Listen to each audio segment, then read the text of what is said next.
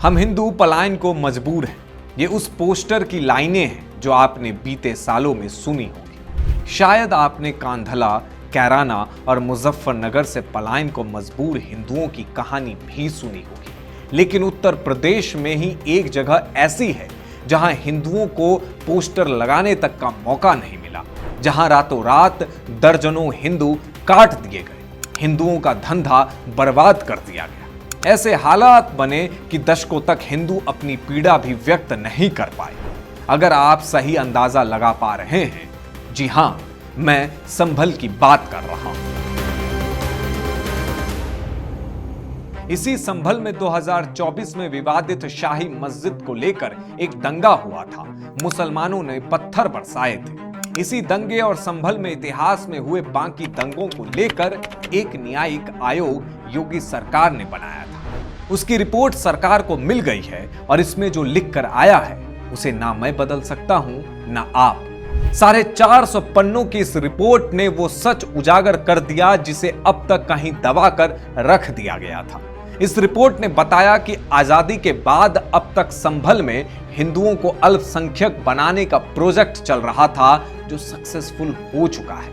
Report ने बताया कि आजादी के समय जिस संभल में हिंदू आबादी 45% थी, अब वो 15 से 20% तक आ गई है। सोच सकते हैं, सिर्फ 15 से 20% यानी 1/3।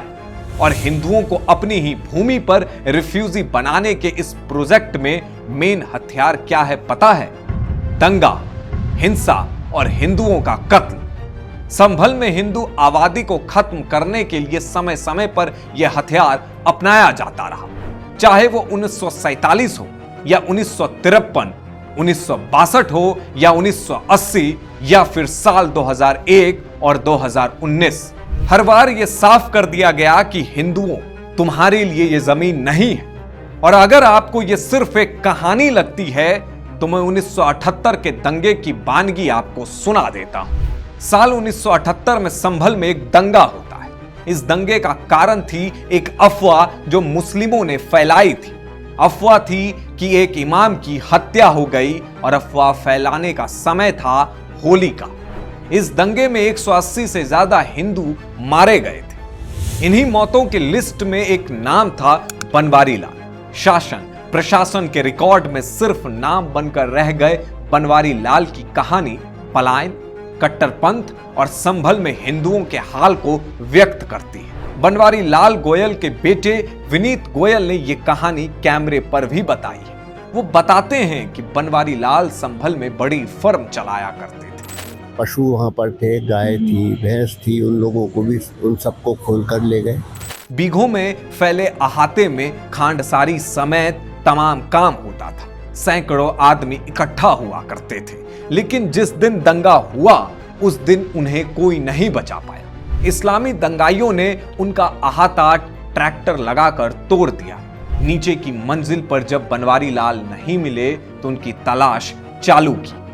मजहब का ज्वार अपनी नसों में लेकर घूम रहे इन दंगाइयों ने इसके बाद उनकी फर्म की दूसरी मंजिल में छुपे हिंदुओं को ढूंढ निकाला। इसमें बनवारी लाल भी शामिल थे। बनवारी लाल के मुस्लिम दंगाइयों ने हाथ पैर काट दिए। उनसे कहा कि तुम इन पैरों से पैसे लेने आए हो और उनके पैर काट दिए। फिर कहा कि तुम इन हाथों से पैसे लेने आए हो तो हाथ भी काट दिए। न कि पूरी दुकान और अहाते में पेट्रोल और मिट्टी का तेल डाल दिया गया और आग लगा दी गई। यहां पर टायरों में आग लगाई गई और बनवारी लाल को इसी में झोंक दिया। बाकी हिंदू भी इसी में डाल दिए गए। इसी आग में जलकर सारे लोग मारे गए। किसी के शरीर तक नहीं बचे। विनीत गोयल को अपने पिता की अस्थियां तक नहीं मिली और अंतिम संस्कार के नाम पर आटे का पुतला जलाया गया। एक पुतला घास फूस का बनाया, उसके ऊपर आटा लपेटा और उनकी जब अंतिम यात्रा निकाली है। बनवारी लाल गोयल का परिवार कुछ सालों बाद संभल छोड़ चला गया। अपने ही देश में शरणार्थी बनने का यह दंश सिर्फ बनवारी लाल के परिवार ने ही नहीं बल्कि उन लाखों हजारों हिंदुओं ने भी झेला होगा जो अब रिपोर्ट में एक आंकड़े की शक्ल में तब्दील हो गए हैं।